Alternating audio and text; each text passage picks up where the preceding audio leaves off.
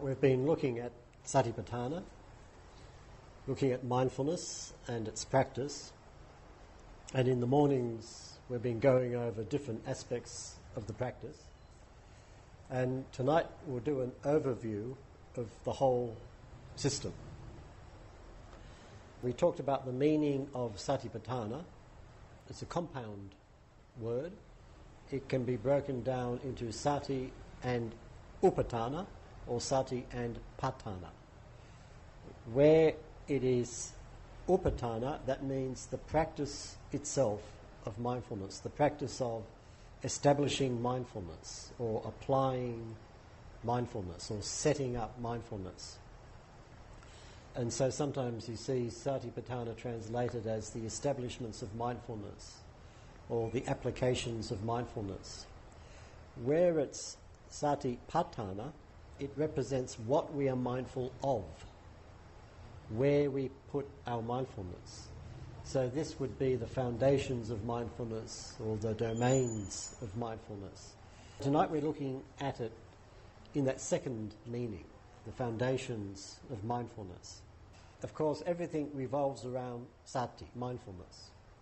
And we talked about mindfulness. The word sati literally means memory. Mindfulness is remembering the present rather than the past.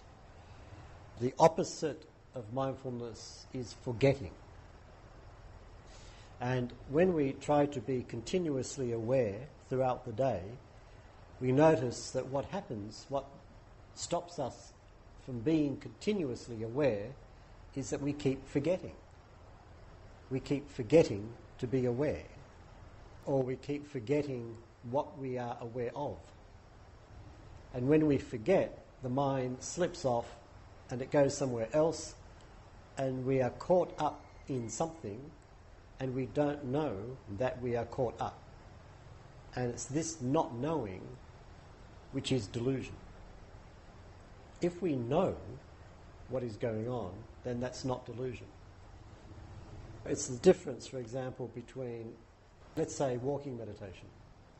Knowing that I'm walking and at the same time thinking, but knowing that I'm thinking. There I'm being mindful. There's walking, there's seeing, there's hearing, there's thinking. And I'm mindful of that. I maintain an awareness of that. But then I might suddenly forget that I'm walking because I'm completely caught up in the thought. I don't know that I'm walking. And then I remember, oh, I'm walking. And I look back and I realise I don't remember the last so many metres. Completely forgotten. That is the loss of mindfulness. The loss of mindfulness is found in that forgetting. What we're training ourselves to do is to remember our experience. And we are remembering body, feeling, mind, phenomena. These are the four Satipaṭṭhānas, the four foundations of mindfulness. And together they cover everything, all aspects of experience. One of the basic principles that we have is that in this practice, it does not matter what we are mindful of. What matters is the mindfulness. And we easily forget that. We think that we're supposed to have certain kinds of experiences and not others. Often people think that in meditation I am not supposed to think. So if I'm thinking, I must be failing. I'm not meditating. But thinking is part of the mind, citta. It's just another foundation of mindfulness. It's something else to be mindful of. The first foundation is body, kaya, and we've been talking about body a lot. When the Buddha talks about body, he will talk about it in two ways. In body in a broad sense and body in a narrow sense. So first of all, the Buddha is always interested in the nature of experience. I think we talked about this earlier in the retreat. The Buddha is not a scientist. He's not interested in a scientific view of the world. The view of the world that he is interested in is the world as we experience it, or the experience of the world. For example, not here, certainly, but let's say in most of Australia, if you look at the earth, it's flat. Now we know that the world is round, but certainly in Australia, most of the time, when you look at it, it's very flat. So which is right? This can create a conflict. In the early teachings, and also elaborated throughout the tradition, there is a cosmology which is taught, the nature of the world. Now, according to Buddhist teaching, the world is flat. It consists of 4 continents, one to the north, one to the south, one to the east, one to the west. In the centre is a big mountain called Mount Meru. And up the top of this mountain, the gods live. And the Buddha lived in the southern continent, the rose apple continent. And surrounding these 4 continents was a great ocean. And surrounding the great ocean, holding it all together, was a great wind. And if you go underneath the earth, you'll get to the hell realms. And if you ascended up the central mountain and then went further, you'd go up into the heavens. Many years ago, I was a monk in Thailand, and I was staying at a study monastery in the north, in Lampang. And most of the people in the monastery were young novices who were doing traditional Burmese study. This is a medieval curriculum, everything memorised. And one afternoon we're doing our afternoon sweeping, and one of the monks came up with a novice, and the novice did not speak any English. The other monk is a friend of mine. He spoke some English, I spoke some Thai, so we used to communicate. And my friend comes up and he says, this novice monk has a question that he wants to ask you. And I said, go ahead. And my friend turns to the novice, they speak together in Thai, and my friend turns to me and he says, is the world round or flat? And I thought about this, and I said, it's round. So my friend turns to the novice and explains it to him, and the novice looks very agitated, and he goes blah blah blah in Thai, and my friend turns to me and he says, prove it. And I thought, And I said, photographs. I've seen photographs. I don't have them here, but I'm sure they are available. People have been up there and they've looked down and they've taken photographs, and it is round. And this was explained to the novice, and he looked very upset and walked away. Now, he was being taught this traditional curriculum about the flat earth, the continents, the wind, etc. And suddenly he hears rumours from beyond the monastery walls that maybe it's not like this. And suddenly he's got 2 world views that he's got to somehow reconcile. We know from a scientific point of view who is right. We know that the Buddha is wrong. If we want to learn geography, we don't go to the Buddha. If you want to learn about the nature of human experience, we go to the Buddha. That's what he teaches. That's what it's about. He looks out at the world, and the world that he is interested in is the world as it is experienced. As human beings, we experience the world through the 6 senses, i.e. nose, tongue, body, mind. A fly or a mosquito lives in a very different world from ours, because their senses are completely different. Their sense of time is completely different. Every other species, you could say, lives in a different kind of world, because their senses show them a world which is different from the senses that our world that shows itself to us. It's this experienced world that the Buddha is talking about. How do we experience the world? We experience the world through these 6 senses. Seeing, hearing, smelling, tasting, touching, minding. These first 5 senses are body.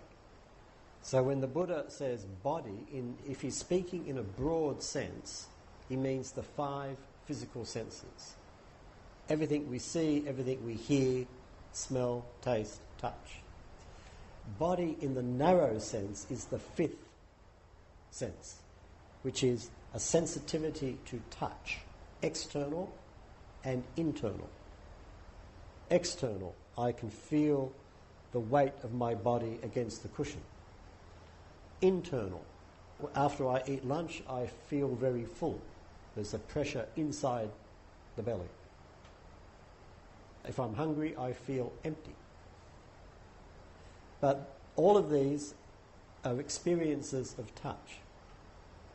So the first foundation covers all the 5 physical senses, everything that takes place in the 5 physical senses. This morning we were doing exercises in particular in seeing and hearing. And these are very good for cultivating mindfulness. It's not that we have to pretend that we don't see, rather we have to note seeing. That's the distinction. Not getting caught up in what we see, but being interested in the act of seeing itself. If you look at the different meditation methods, they emphasize body in the narrow sense of the 5th of the 5 physical senses, the sensitivity to touch. And it's no accident that this is emphasized. For example, in the sitting following the breathing, this is body in this narrow sense, internal touch. In the walking meditation, the movement of the body and the contact on the ground, external touch and movement. The body has 2 major advantages as a meditation object. The first one we've already talked about. The body is always now. The body is always experienced in the present. It is impossible to experience the body in the past. We just can't do it. It is impossible to experience the body in the future. We just can't do it. When we experience the body, we experience it now, always. So the classic example would be if I'm walking down the steps, lost in thinking about tomorrow, and suddenly I fall down the steps. Bang. When I hit the ground, bang. Is that tomorrow? No. Tomorrow, gone. It's right now. The body has that quality of always being in the present, and which makes it a very good meditation object, because to come back to the body is to come back to the present. The second aspect of body in this 5th sense, the narrow sense of touch, is that body is very clear. The experience of body. The Buddha talks about experience as contact, in Pali passa, which literally means touch. Let's say with hearing, there's movement in the air, there's what we call sound waves, and they strike the body. There's 2 parts of the body which are sensitive to these particular waves. They strike those parts of the body, the ears, they impact against the body, and we hear sound. The sense object strikes the sense sensitivity. Bim. And something happens. Now, according to the later tradition, the impact of visual form striking the eye, sound striking the ear, odours striking the nose, flavours striking the tongue, these impacts are like cotton striking cotton. The impact of tactile object striking the body is like a hammer hitting an anvil. Wham! It's powerful, it's very strong. And so the meditation methods tend to favour this physicality as a meditation object because it's powerful, it's strong. And one of the things that gives rise to mindfulness is a strong perception. If the experience is strong, it's easy to be mindful of it. The body is the foundation because it's always in the present, and in the case of touch, it's strong. So we can develop mindfulness through it. The next foundation is Vedana, feeling. We've talked about Vedana as similar to the flavour of food. Vedana is like the flavour of experience. It's like every experience comes to us flavoured in some way. If we're eating lunch, there's a whole series of physical sensations involved. Crunchiness, smoothness, wetness, dryness, heaviness, lightness, and so on. And there's also the flavour. Now the flavour is not the physical sensation, and the physical sensation is not the flavour, but they're intimately bound up. And it is the flavour that moves us. So I get up to take more. What gets me up is the flavour. Feeling is like the flavour of experience. Every experience has a flavour. And it's this which moves us, which provokes a response. This is what we've called affect. In English, you might say, I was very affected by this. I was moved by this experience. Something happened and I responded. Feeling is the whole area of response. We've seen contact as something striking a sensitivity. When something strikes a sensitivity, there's a response. Something happens. And the Buddha says the three basic responses are attraction, aversion, and delusion. Something strikes and I like it. The mind will go out to get hold of it. Or something strikes and I don't like it, and the mind will resist or try to get rid of it. Or something strikes and I don't know whether I like it or not, and so either I just don't even notice it, or if I notice it, I don't know what to do. Should I grab it? Should I reject it? Hold it, reject it, hold it, reject it. So the first one is attraction, from which comes all forms of desire. The second one is aversion, from which comes all form of anger and sorrow, and even emotions like boredom. And the third one is delusion, which can be either ignorance, I just don't see it at all, or confusion, I don't know what to do. Should I hold it? Should I reject it? Hold it, reject it, hold, reject, don't know.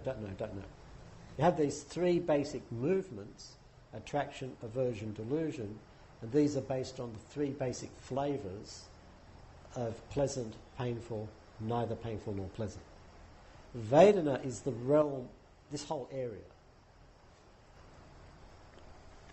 Vedana is important because it's about our responses to experience. It's about how we respond, what we do about something.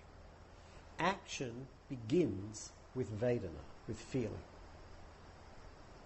I like it, so I'll do something about it. I'll try to get more. I don't like it, so I will do something about it. I'll try to get rid of it. Now this is important because this takes us into the whole world of ethics, of how we live.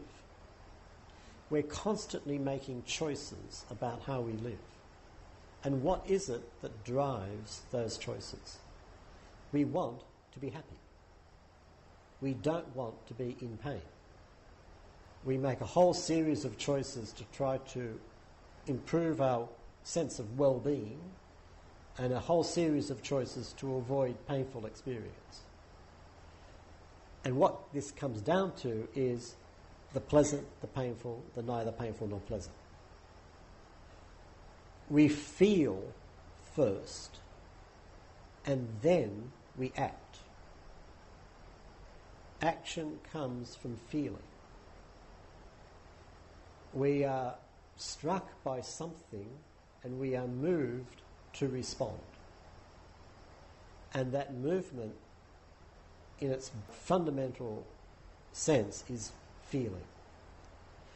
Getting to know feeling takes us into the realm of how we live, the realm of ethical sensitivity. What choices do I make?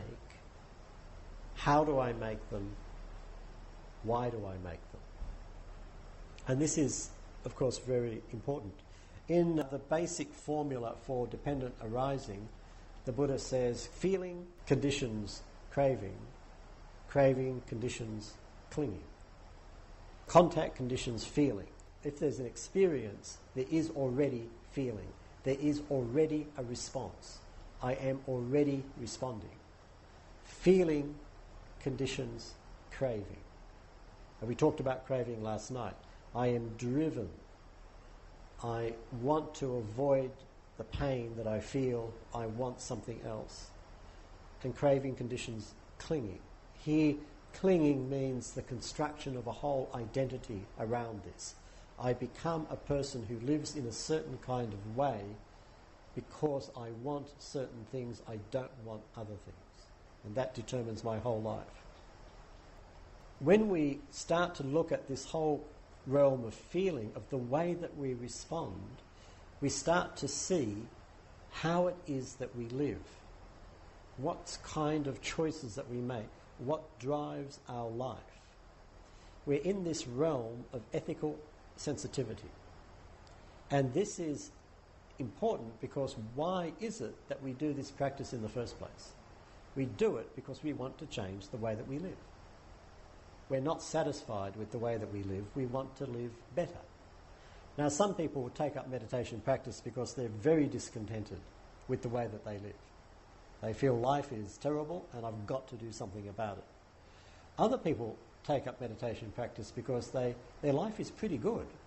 They just want it to be a little bit better. That's all. Motivation greatly varies. But always it's a sense of discontent that brings us to a place like this. We start to look at, how do I respond? What is it that moves me? And what does it move me toward? So we start examining the way that we live at a very kind of microscopic level in the meditation practice, but it starts to open up in the daily activities and especially, of course, when we go back home. This ethical sensitivity begins with the second foundation. It begins with feeling. It's completely absent in the first one, the contemplation of the body. We can develop an acute physical sensitivity and intelligence, but it might have no impact at all on the way that we live. When I teach in Australia, the example I always give is in sports, because Australians love sports. And one of the favourite topics of the mass media is scandals in the sports world. Sports stars behaving very, very badly. The media loves it, and the sports stars always provide more material for them, so there's never any shortage. I'm sure it never happens in Malaysia. I'm sure Malaysian sports people are much better behaved. You can have someone who, in playing a sport, has a highly developed physical intelligence. They have great physical sensitivity. If they're playing certain kinds of games, they'll have great spatial sensitivity. They're on a field in a team of, say, 12 people, and they're facing another team, say 12 people, and all of them are running around at top speed. The really top players, they just know where everybody is on that field at any time. and they know that if I pass the ball at this angle, at this speed, then so-and-so is going to be there to catch it. Although intellectually there's no time to figure it out. It's just impossible to figure it out. But they just know. They've got this highly developed physical intelligence. Yet, when they get off the field, they behave incredibly stupidly. It just doesn't follow them. That intelligence doesn't apply to the way that they live. You can also see it in people who do yoga, hatha yoga, the physical exercises. People can develop an acute sensitivity to the body, an extraordinary ability to move any part of the body that they want to at will, and yet you look at the way that they live, and in terms of enlightenment, nothing, absolutely nothing. And the reason is because there is no ethical sensitivity in body awareness. It's just body. The ethical sensitivity begins with feeling, because that's where the response begins. We use the body as the foundation, and from that we move into the realm of feeling, and then we begin to see the way that we respond to experience. The third foundation is citta, usually translated mind. This translation can be very misleading. One of the problems that we have is that the Buddha has a technical language, and often there is no English equivalent for the words that he uses. Dukkha is a very good example. There is no English word that corresponds to dukkha. None of them are actually right. In the case of citta, usually people would translate it as mind. But most people, certainly in Australia, if you ask them, well, where is the mind? They'd say, well, it's up here. What does it do? Well, it thinks. It's true that for the Buddha, the citta is what thinks, but thinking is a very minor activity of the citta. The citta does a lot more than just think. The Buddha certainly doesn't say it's up here. He would not locate it here at all. In Australia, we also would talk about the heart. So the heart is the area of emotion. The head, the mind, is the area of reason and thinking. You have the realm of emotion and the realm of reason. Mind is the realm of reason, heart is the realm of feeling, of emotion. And these are often at war with each other.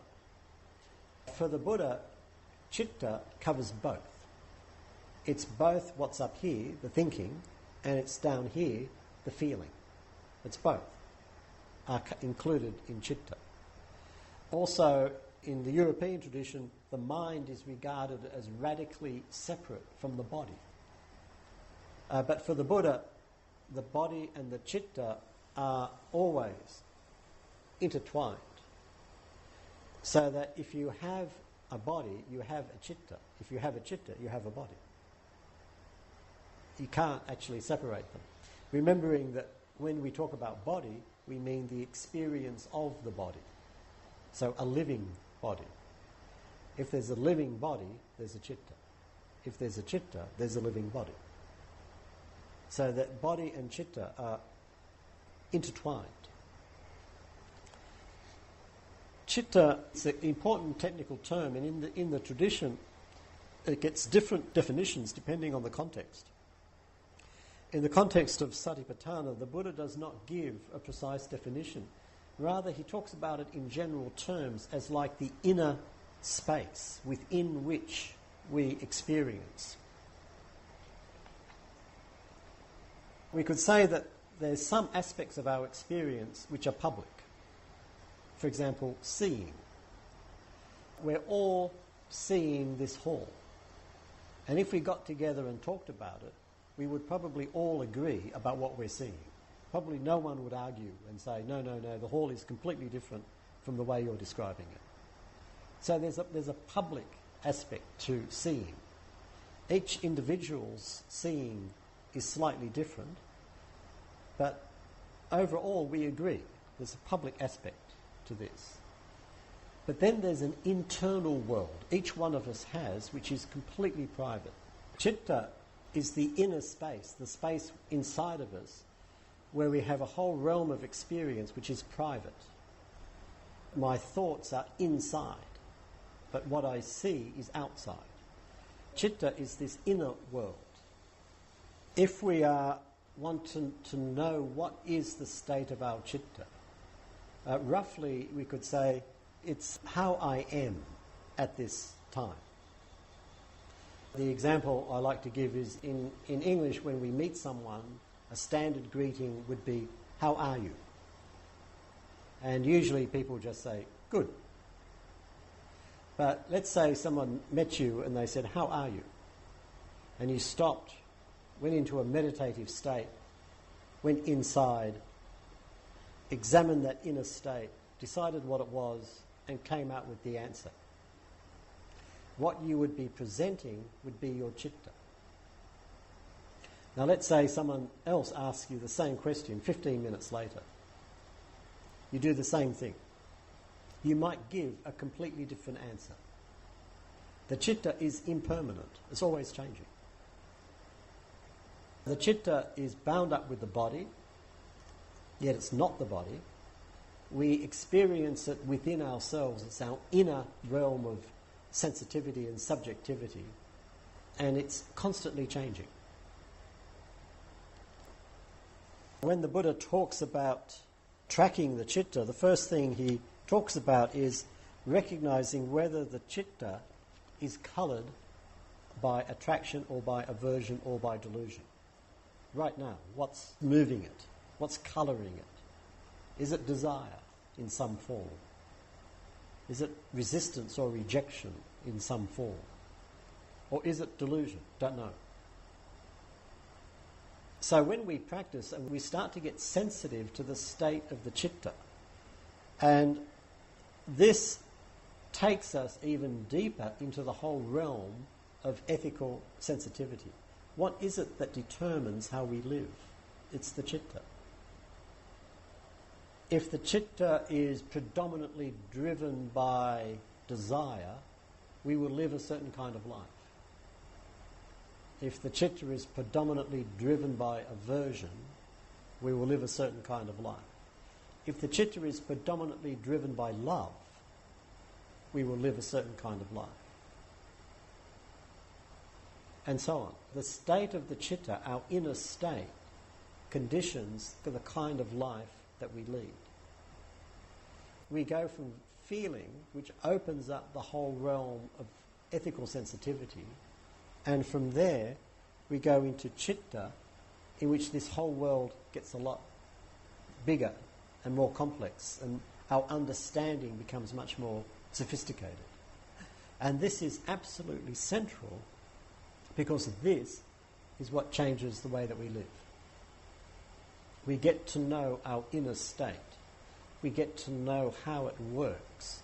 We start to see why we behave the way that we behave. And we get a chance to change it, because now we understand it. We also get to understand others, because we can recognize they are driven in the same way that we are. They respond to the same sorts of things in very similar ways. So we also, in understanding our own inner state, we understand others as well. And it's this which makes the transformation of the way that we live possible. When the Buddha talks about liberation, what is it that is liberated? It's the chitta. When he talks about bondage, being imprisoned, what is it that is imprisoned? It's the chitta. Getting to know the chitta, understanding the chitta, is absolutely central. Now, how do we do this? How do we find our way into this world? Especially since some of us have, in the way that we've lived, have spent a lot of energy avoiding going in there. We don't want to look. Often people are quite shocked when they start to meditate at what's happening in their minds. First of all, they begin to realize that the chitta is out of control. And of course, if the chitta is out of control, that means I'm out of control. And that's a worry. And then they see most of the time the chitta is possessed by bizarre desires and aversions and so on. It can be quite scary watching our chitta. It can be quite a relief that no one else can see it. This is what we work with. We have to get in there and get to know it intimately well. But how?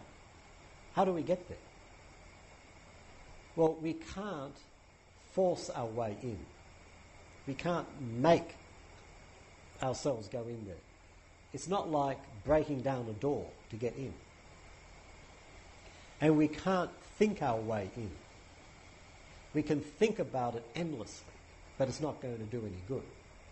When we get caught up in thought in the meditation practice, we stay at the surface of things, always. Thought is always at the surface. Some people spend their meditation retreats thinking about their problems, even solving them. It's a complete waste of time, because all of it is just on the surface. It's not getting deep down. But how do we get there? How do we get in? We get in through Vedana, through feeling. We feel our way into the chitta. The Vedana gives us the entry point inside. Also with the body. We want to become intimate with the body. But how do we do it? How do we get in? We can't force our way in through willpower. We can't think our way in. We feel our way into the body. Vedana is the hinge. Vedana, or feeling, holds the whole thing together. So we have body, feeling, heart, mind, chitta. At the centre is Vedana. So it's through feeling that we go deep into the body and deep into the heart-mind. Feeling is absolutely central. We have it listed, body, feeling, chitta. And one of the reasons why it's listed that way is it's listed from the most gross, the most obvious, to the most subtle. But another way of looking at it is to look at those three and to see in the centre is Vedana, and Vedana is holding the other two together, making up a little system. So you can imagine it as a triangle. Here's feeling, and here's body and heart-mind. And it's Vedana that holds those two together. We feel our way into the experience of body and of mind. When we look at those first three foundations of mindfulness, we can see that we've covered all bases. Body, mind, everything. So what is the fourth foundation? What's that doing there? This fourth one, when you look at the translations, have the widest variety of translations. Sometimes it seems like a basic disagreement about what exactly this fourth one is about. And this is because of an ambiguity in the Pali. Each one of these foundations is an anupassana, a tracking. Kaya anupassana, Vedana anupassana, chitta anupassana. So the tracking of body, the tracking of feeling, the tracking of heart-mind. And the fourth one is a compound word, dhammanupassana. Now this compound has two meanings. It can be dhamma anupassana or dhamma anupassana, according to Pali grammar. Now the difference between dhamma and dhamma is like in English the difference between putting an S at the end of a word or not putting an S at the end of the word. So if you have glass and you put an S at the end of the word, you have glasses, plural. If you have the word dhamma and you make it dhamma, you make it plural, dhammas. This fourth one is the contemplation of the dhamma, singular, or the contemplation of dhammas, plural. And it has a different meaning depending on which one. Let's have a look at the first one, the tracking of the Dhamma. When you look at the Buddha's teaching, he provides us with a basic framework for the nature of human experience. All the teachings together, they create this whole way of looking at how we experience ourselves and our world. When we do the practice, what are we doing? We're going in and we're looking at the nature of experience. We're looking at this experience, that experience, the other experience, boom, boom, boom. And it's pretty chaotic. There's all these different things. How do we make sense out of it? In English we have the expression to join the dots, meaning to understand the pattern of things. Imagine that you have a big blank sheet of paper and you have a brush with black ink and you put a dot on the paper, and then somewhere else you put another dot, and somewhere else you put another dot, somewhere else you put another dot, and you keep doing that over a period of time. And then at some point you step back and you connect all those dots and you see a pattern. Suddenly there's a picture there that comes about through the patterns of all these dots. When we meditate, we have an experience. And then we have another experience. And we have another one. And another one. And later on, another one. And at some point we step back and we realize, oh, they're all connected. And they mean something. So what the Buddha gives us in his teaching is a way of making meaning out of our experience. Sometimes people think that the purpose of meditation is to get some kind of spectacular experience. But it isn't. Some meditators do have big spectacular experiences. Other meditators have very boring, ordinary experiences. Neither of that is important. What's important is, what do these experiences mean? For example, when Buddhism came to the West, it arrived basically in the 60s along with the drug culture. I remember when I spent 2 years in Hawaii practicing Zen with the Diamond Sangha. I don't know if any of you have gone to Hawaii, but it is paradise. It's an amazing place. And I was told a story by one of the older members. Originally, this Zen centre was the house of Robert and Anne Aitken. And Robert Aitken eventually became a Zen teacher, recognised Zen teacher. But before that happened, he was just Bob Aitken, and he used to run a meditation group in his living room once a week. People would come and do Zen meditation. And very few people came. There was plenty of room in the living room for everybody. And usually older people, middle-aged, respectable people. Then one day, it's the meeting time, he opens the door, and there's all these people here who he's never seen before. And they're young. All these young people have turned up to meditate. So what to do? He brings them in and the room's quite crowded and grabs as many cushions as he can and teaches them how to meditate, and they have the meeting and they leave and he thinks, phew, that was a fluke. Next week, there's even more of them. And he has to open up the doors to the dining room and expand into the dining room. And the next week, they're still coming. And it was just like overnight, suddenly, there was this thriving meditation community, and most of these new people were young.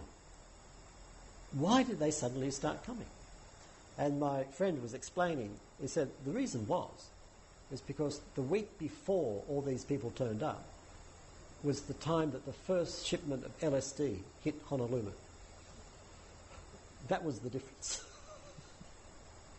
People would start taking the drug, and what it did for people back in the 60s was all these young people who thought the world was a certain way, and they take this substance and suddenly they realise, oh, there's a lot more going on. And whammo, something is happening. Now, if you want a spectacular experience, you don't have to spend a lot of time sitting on a hard floor working in order to get it. You can go and buy one. But there's plenty of people who have had some kind of spectacular mind-opening experience, but has it improved the way that they live? In many cases, no. In some cases, it's made life a lot worse. They've become addicted, and it's even destroyed them. In some cases, it's made no difference at all. It's just, when I was young, I did these crazy things. I remember on the full moon night at Goa on the beach, and I was one with the whole cosmos. That was fun. And I'm telling my fellow lawyers this 20 years later, and we're having a quiet joke, drinking good quality red wine. It doesn't change the way that we live. An experience will change the way that we live if it means something. Let's talk about meditation experiences. Some people will have a sudden dramatic experience when they're meditating, and suddenly, boom, the world is completely different. And it can result in people going crazy. People can think, well, I've gone mad. Sometimes in the interview room, one of the questions people ask is, they describe something and they say, am I going mad? And I feel very tempted to say, yes. But so far I haven't. People can have some kind of profound experience, very upsetting. They can't function. They might go to a doctor who immediately prescribes antidepressants, might be sent to a psychiatrist, they're prescribed antipsychotic drugs, and they might spend the rest of their lives drugged, convinced they've got some kind of mental illness, when actually what they've seen is some completely new aspect of reality. For example, painful experiences. Sometimes people are meditating or even not meditating, and suddenly they recognize what the Buddha calls dukkha lakkhana, the universal characteristic of dukkha, of pain. Suddenly someone realizes there is no point to being alive. All life ends in death. I'm alive. All that means is I've got this decaying, messy body, and it's going to get sick, and then it's going to die, and that's it. And there's no point to it at all. So what do? I get diagnosed with some kind of psychiatric condition, and I get the appropriate treatment. If the Buddha had been around in contemporary Western society, he would not have left home to become enlightened. He would have been sent to a psychiatrist, and he would have spent the rest of his life on drugs. It's not the experience, it's the meaning of the experience. That is what can transform a life. I recognise, all the things that I thought meant something, they don't. Really, they don't. And so the psychiatrist or the therapist can come along and say, oh, no, you're wrong, they really do, they really do mean something. Or you can go to the ruthless Buddhist teacher and say, congratulations, you saw that. Very good. You saw that fundamentally the only meaning there is in human life is what human beings construct, because everything is constructed. Now for the next step. It's time to move on from there. Don't cling to that view. Clinging to that view is just clinging, and clinging causes suffering. Let it go, and let's step on. Let's take the next step, and then the next step, and the next step. So through dukkha we go to anatta, for example. What the Dharma gives is this sense of meaning, of how it all fits in, and therefore how it changes the way that we live. To transform a life, it's not good enough to have certain kinds of experience. We have to be able to fit them into a framework of meaning, and that transforms the way that we live. So this is the tracking of the Dharma, the understanding of the Dharma, singular. Then we get the tracking or the contemplation of the Dharmas, plural. Sometimes they say Dhamma and sometimes Dharma. I hope you're not being confused. I prefer the word Dharma because it's an English word. It's now in the English dictionary. So I'll speak English and say Dharma instead of Pali and saying Dhamma. The tracking of the Dharmas, plural. What this refers to is recognizing that everything we experience is just empty phenomena that comes and goes according to conditions. It's the maturity of the practice. It's a different way of viewing the world. We talked about how the Buddha's way of looking at the world is a first-person view. He's looking at it from the point of view of experience. Now this is the view of the Dharmas. We tend to live in a third-person view, which is the world of science. So I'll give an example. If we take this, and we say, what is it? Well, it's a glass mug. And what's inside it? It's water. From a third-person perspective, our ordinary everyday point of view, this mug of water is separate from me. It does not depend upon me for its existence. This mug existed happily at SBS before I came here, and it will live after I leave. And this mug can be studied. We can do a scientific analysis of the glass. We can do a scientific analysis of the water in the glass. And we can weigh it, measure it, and so on. So this is our ordinary, everyday world that we live in. This is a mug of water. If we look at it from the point of view of the Dharmas, what is it? It's this.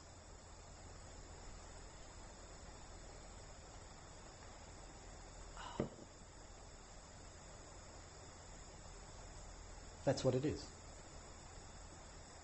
Seeing is a Dharma. Reaching is a Dharma.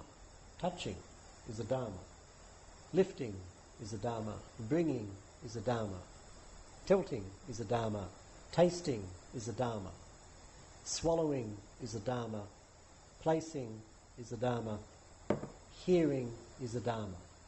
Satisfaction is a Dharma. These are events, experienced events.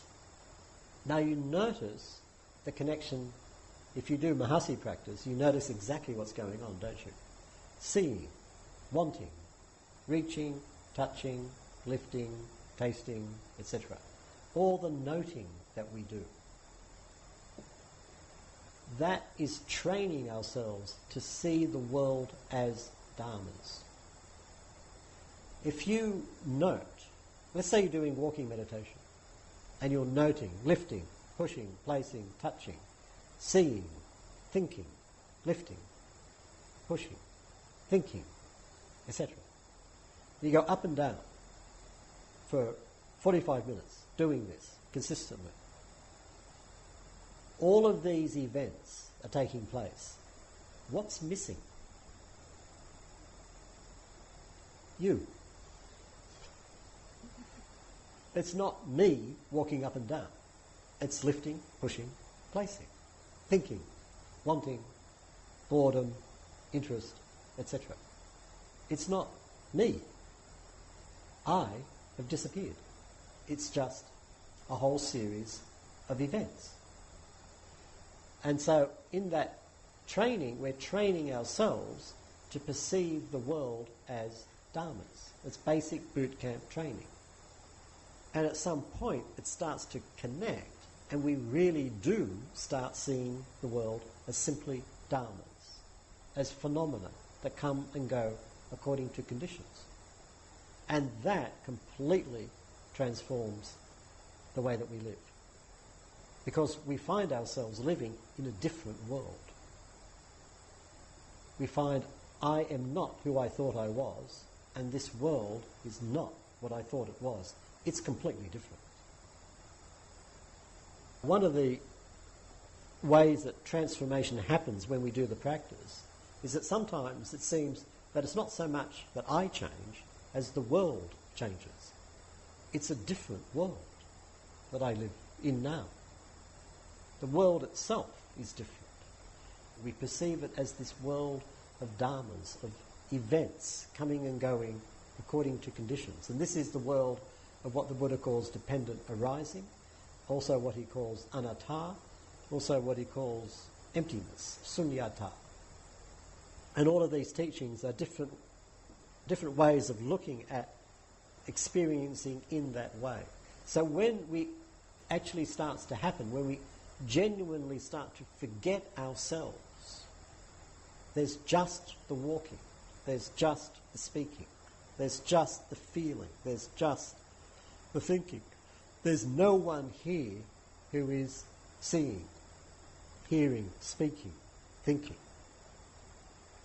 This is the maturity of the Satipatthāna practice. This is where it all comes into fruition. But when you recognize that, you also recognize that it's essentially the same as the practice at the very beginning.